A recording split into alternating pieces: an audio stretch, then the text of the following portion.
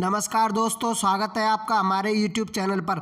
आज हम पढ़ेंगे गीता का तीसरा अध्याय कर्म योग। दोस्तों, संजय ने धृतराष्ट्र को युद्ध भूमि का आगे का विवरण सुनाते हुए कहा, हे राजन, जब भगवान श्री कृष्ण अर्जुन को युद्ध करने हेतु धनुष बाण उठाने के लिए कह रहे थे, तब अर्जुन दुविधा में पड़ गया। एक और मोक्ष और कल्याण का मार्ग था तो दूसरी ओर युद्ध। वह बोला कि हे केशव, एक और आप ज्ञान को श्रेष्ठ बता रहे हैं और दूसरी ओर मुझे युद्ध करने के लिए प्रेरित भी कर रहे हैं। मुझे ज्ञान और युद्ध के दोराहे पर खड़ा करके मेरी बुद्धि को भ्रमित ना कीजिए। कहाँ ब्रह्म ज्ञान और कहाँ युद्ध की विभीषिका, ये दोनों ही विपरीत दिशाएं हैं। मैं भ्रमित हो रहा हूँ। एक बात ही आप निश्चित करके कहें जिससे मेरा कल्याण हो। अर्जुन द्वारा ऐसा कहने पर भगवान श्री कृष्ण बोले, हे पार्थ, ब्रह्मा द्वारा रची गई इस सृष्टि में दो प्रकार के प्राणी होते हैं। जो लोग ज्ञानी हैं उनकी निष्ठा ज्ञान योग में होती है और जो कर्मनिष्ठ हैं उनकी निष्ठा सदैव कर्म योग में होती है। हे अर्जुन, जो प्राणी कोई कर्म ना करे और अपने आप को निष्काम सन्यासी समझे, यह उसकी भूल है। वह कोई सन्यासी नहीं है बल्कि अपने कर्म को भुला बैठा है। जिस शरीर में आत्मा है वह क्षण भर के लिए भी निष्कामी नहीं हो सकती। माता के गर्भ में आने से लेकर मृत्यु प्रांत प्राणी सदैव कर्म करता रहता है। किसी भी प्रकार से कर्म स्वरूप त्याग देना उचित नहीं है। इससे ना तो निष्कर्म भाव की प्राप्ति होती है और ना ही भगवत भक्ति की। हे अर्जुन, सर्वाधिक महत्ता कर्म की है। मनुष्य, पशु, पक्षी आदि सभी कर्म के अधीन है। कर्म के बिना वे ना तो जीवन निर्वाह कर सकते हैं और ना ही किसी लक्ष्य की प्राप्ति कर सकते हैं। हे पार्थ, वे लोग मूर्ख और अज्ञानी हैं जो बलपूर्वक कर्मेंद्रियों का दमन करते हैं और मन में विषयों का चिंतन करते हैं। ऐसे पाखंडियों से तो वह प्राणी श्रेष्ठ है जो इंद्रियों से काम लेकर मन को निश्चल भाव से मुझ में लगाए रहते हैं। जिनका मन विषयों में भटका हुआ है और मात्र दिखावे के लिए आसन पर बैठकर मेरा ध्यान करते हैं, ऐसा ध्यान व्यर्थ है, ढोंग है। हे अर्जुन, कर्म को बंधन समझकर करना कोई बुद्धिमत्ता नहीं है। कर्म के बंधन में तो वही बंधता है जो मन की कामना से प्रेरित होकर कर्म करता है।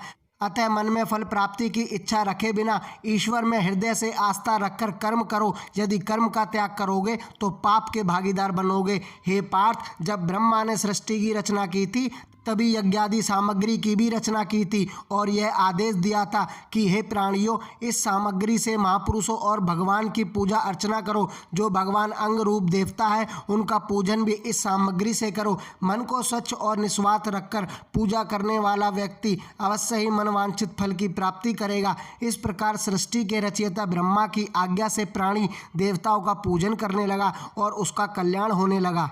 हे अर्जुन, देवताओं में हर कर्मयोगी प्राणी को मनवांछित फल देने की सामर्थ्य है और उनका कल्याण भी देवताओं से ही संभव है। हे धनुर्धर, जो प्राणी देवता को अर्पण करने के बाद बचे हुए भोजन को उसका प्रसाद समझकर ग्रहण करता है वही सच्चा भक्त होता है। जो ऐसा नहीं करता वह देवता का चोर कहलाता है और पाप का भोगी होता है। हे अर्जुन, वह पाप क्या होता है उसका श्रवण कर। जो मेरा स्मरण किए बगैर भोजन करता है वह पाँव के नीचे दबाकर छोटे छोटे कीड़े मकोड़े को मार देने के समान पाप करता है। वह पाप भोगी है। हे पार्थ, प्राणियों की उत्पत्ति अन्न से होती है। पुरुष द्वारा अन्न खाने से उसके शरीर में वीर्य बनता है और स्त्री द्वारा अन्न खाने से उसके शरीर में रज की उत्पत्ति होती है। रज और वीर्य के संपर्क से शरीर की रचना होती है। शरीर की उत्पत्ति अन्न से होती है और अन्न की उत्पत्ति मेघ से होती है। यज्ञ द्वारा मेघ आकाश में मंडराते हैं। यज्ञ करने की विधि वेदों एवं मंत्रों द्वारा जानी जाती है और वेद परब्रह्म से उपजे हैं। इसलिए प्रतिदिन यज्ञ द्वारा सर्वव्यापी ब्रह्म पूजनीय है। ब्रह्म की पूजा अर्चना और यज्ञ द्वारा संसार का कल्याण होता है। वे प्राणी पाप के भागीदार हैं जो कल्याण रूपी परब्रह्म को नहीं पूजते, केवल अपनी क्षुधा शांत करने के लिए भोजन बनाते हैं और ग्रहण करते हैं। उनका तो जीवन ही निष्फल है। हे अर्जुन, संसार में ऐसे भी आत्मलोभी हैं जो आत्मा के लाभ को पाकर ही अपने आप को तृप्त समझ बैठे हैं। वे प्राणी आत्मनिष्ठ हैं, अर्थात जिनकी केवल आत्मा से ही प्रीति है। उनके लिए कोई भी कर्म करना शेष नहीं रहता। यदि वे कोई कर्म करते भी हैं तो लोकहित के लिए ही करते हैं। आत्मनिष्ठ अथवा आत्मज्ञाता का सृष्टि के अन्य जीवों से किसी भी प्रकार का कोई प्रयोजन नहीं रहता। इसलिए हे अर्जुन, तुम भी प्रतिदिन आसक्ति रहित कर्म करो। आसक्ति रहित कर्म से ही परम तत्व की प्राप्ति होती है। हे अर्जुन, राजा जनक आदि से लेकर बहुत से प्राणी सिद्धि अवस्था को प्राप्त हुए हैं, जिन्होंने आसक्ति रहित कर्म के द्वारा ही अपना कल्याण किया। इसलिए हे पार्थ, तुम्हारे लिए भी कर्म करना ही शोभनीय है। यह सर्वविदित है कि श्रेष्ठ पुरुषों के आचरण का ही अन्य लोग भी अनुसरण करते हैं। जिन आदर्शों की स्थापना श्रेष्ठ पुरुष करते हैं, वही आदर्श भावी पीढ़ी के लिए कल्याणकारी सिद्ध होते हैं। हे कुंती पुत्र, तीनों लोकों में मेरे करने योग्य कोई कर्म नहीं है। यदि मैं सदकर्म करूंगा तो कोई पुण्य नहीं होगा, और यदि नहीं करूंगा तो कोई पाप भी नहीं होगा। फिर भी मैं संसार के कल्याण के लिए स्नान, संध्या, गायत्री, तर्पण आदि करता हूँ। गाय और ब्राह्मण जनों को पूजनीय मानता हूँ तथा माता पिता की सेवा करना अपना कर्तव्य समझता हूँ। इन सब के अतिरिक्त भी अन्य शुभ कर्म करता रहता हूँ, केवल इसलिए कि मेरी प्रेरणा पाकर सांसारिक लोग भी सत्कर्म करें। यदि मैं अपनी इस कर्तव्य निष्ठा में आलस्य करूँगा अथवा शुभ कर्मों का त्याग करूँगा तो सांसारिक लोग भी निष्कर्मण्य हो जाएंगे। इसलिए सांसारिक लोगों के कल्याण मेरे लिए सदकर्म करने शोभनीय है। यदि मैं कर्महीन हो जाऊँगा तो सांसारिक लोग भी कर्महीन और पदभ्रष्ट हो जाएंगे। हे अर्जुन, मेरे कहने का तात्पर्य यह है कि जिस मार्ग पर मैं चलूँगा उसी मार्ग पर अनुसरण सांसारिक लोग भी करेंगे। यदि मैं ऐसा नहीं करूँगा तो प्रजापालक कैसे कहलाऊँगा। हर प्राणी में मैं विराजमान हूँ। मैं संसार के किसी भी प्राणी को कर्महीन होते नहीं देखना चाहता। हर प्राणी नारायण की मूर्ति है, अतः प्राणी के पदच्युत होने से वह पाशविक वृत्ति का हो जाएगा और सदकर्मों की क्षति होगी। इसलिए मैं सदकर्म करता हूँ। हे अर्जुन, आसक्ति रहित ज्ञानी को भी आसक्त प्राणियों की भांति लोकहित के निमित्त कर्म करते रहना चाहिए। विवेकी प्राणी चाहे सिद्ध अवस्था को ही क्यों न प्राप्त हो जाए, तब भी उसका यह कर्तव्य है कि लोगों के कल्याण के निमित्त सदकर्मों का त्याग ना करे। वह अपनी बुद्धि तथा विवेक से सिद्ध अवस्था को प्राप्त होने का प्रयास करे, सदकर्मों की कदापि निंदा ना करे। हर प्राणी सिद्ध अवस्था को प्राप्त नहीं होता, अतः जो प्राणी सिद्ध अवस्था को प्राप्त होते हैं वे अन्य सांसारिक लोगों को सदकर्मों से भ्रष्ट ना करें। यह मेरा आदेश है। जिन प्राणियों के बुरे अथवा भले कर्म होते हैं वे यह शारीरिक इंद्रियों, मोह माया तथा प्रकृति से उत्पन्न होते हैं। उनके हर कर्म अथवा कार्य उनके स्वभाव के अनुसार ही होते हैं। हे धनुर्धर अर्जुन, सभी प्राणियों का रक्षक मैं ही हूँ, इसलिए अपने सभी कर्म एकाग्रचित होकर मुझे अर्पित कर। हे पार्थ, निष्काम भाव से शोक और मोह का त्याग करके तू युद्ध कर। जितनी भी देहधारी आत्माएं हैं उन सबका ठाकुर अथवा प्रभु मैं ही हूँ, इसलिए मेरा नाम अध्यात्म है। सबकी आत्मा का अधिकारी मैं स्वयं हूँ। हे अर्जुन, प्राणी को राग द्वेष के वशीभूत कदापि नहीं होना चाहिए। अपनी ही आत्मा में लीन रहते हुए कर्म करने चाहिए, क्योंकि राग द्वेष मोक्ष मार्ग के सबसे बड़े शत्रु हैं। हे पार्थ, मैं जगत पालक हूँ, अतः तू अपने मन में उत्पन्न हर शोक को मुझे अर्पण कर दो और निराश मत हो, क्योंकि निराशा ही योद्धा की सबसे बड़ी शत्रु है। किसी फल की आशा अपने मन में मत पाल। दिल से चिंता और मोह ममता को त्याग कर युद्ध कर। जो प्राणी मेरे इस मार्ग की निंदा करते हैं या उस मार्ग की दिशा नहीं स्वीकारते वे अज्ञानी, अंधविश्वासी और मूर्ख हैं। हे अर्जुन, जैसे प्रकृति ने प्राणी के अंदर माया को उत्पन्न किया है वैसे ही उसमें कर्म होते हैं। प्रत्येक प्राणी स्वभाव के वश में है, वह स्वयं अपने वश में नहीं है। यह बात गहराई से समझकर किसी को भला अथवा बुरा कहना भी पाप के समान है।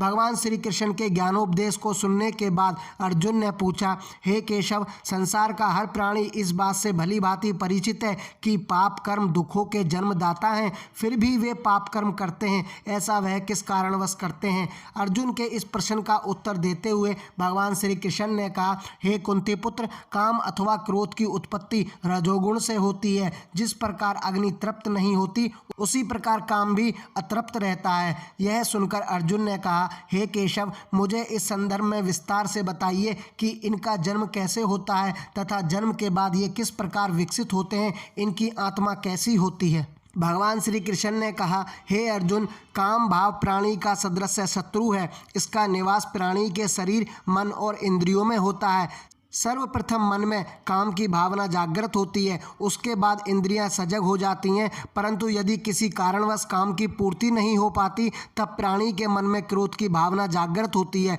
क्रोध भयंकर परिणामदायक होता है। मनुष्य क्रोध का कारण और उसका परिणाम जाने बिना ही दुष्कर्म कर बैठता है। हे कुंती पुत्र अर्जुन, काम और क्रोध ही प्राणी को भ्रमित करते हैं, जिसके फलस्वरूप वह बड़े से बड़ा दुख भोगता है। अब मैं काम, क्रोध और मोह का विस्तार से वर्णन करता हूँ।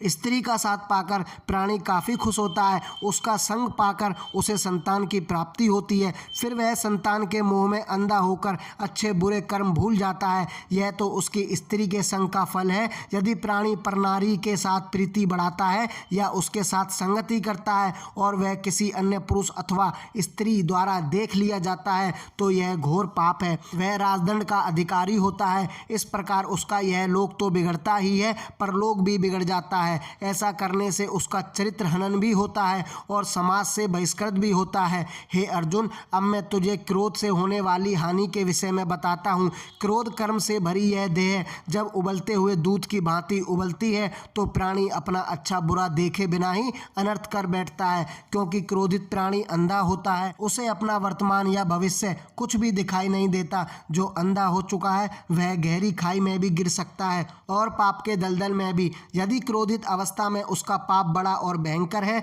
तो राजा उसे दंड देते समय उसका सारा धन भी छीन लेता है। इस प्रकार वह परलोक में यमदूतों की यातना का अधिकारी होता है। हे कौन्तेय, काम और क्रोध भय के प्रतीक हैं। यह हर पल प्राणी को अपनी ओर आकर्षित करते हैं। यह दोनों पाप और नीचता के कर्म हैं। हे अर्जुन, ये काम क्रोध उसी प्रकार प्राणी के अंदर बैठी कमजोरी की प्रतीक्षा करते हैं जिस प्रकार चोर मौके की प्रतीक्षा करता रहता है कि कब घर का स्वामी निद्रा मगन हो जाए और वह कब चोरी करे। यह घर के स्वामी की कमजोरी थी कि वह चोरी के भय से बेखबर हो गया और दुराचारी चोर अपना कार्य कर गया। ठीक उसी प्रकार काम और क्रोध भी प्राणी के अंदर विराजमान कमजोरी की प्रतीक्षा में रहते हैं। प्राणी में यह कमजोरी अज्ञानतावश होती है। मुझे न पहचानने का अज्ञान इनके अंतर्मगन में छाया रहता है। अग्नि को धुआं ढक लेता है और धूल दर्पण को ढक लेती है। उसी प्रकार काम और क्रोध ने प्राणी के ज्ञान को ढांप लिया है। ये दोनों ही प्राणी के दुश्मन हैं, इसलिए इनका दमन आवश्यक है। हे अर्जुन, यदि तू समझता है कि यह काम तुझसे नहीं हो पाएगा तो यह तेरी कायरता और सबसे बड़ी भूल है। सर्वप्रथम तू इंद्रियों को अपने वश में कर, मन बुद्धि और हृदय को वश में कर। मन चंचल होता है, यदि तू उसकी चंचलता को वश में रखेगा तभी इंद्रियां वश में रहेंगी। काम भाव मन में निवास करके प्राणी को मोहित करता है। इसलिए हे अर्जुन, अब मैं तुझे इंद्रियों को वश में रखने का उपाय बताता हूँ।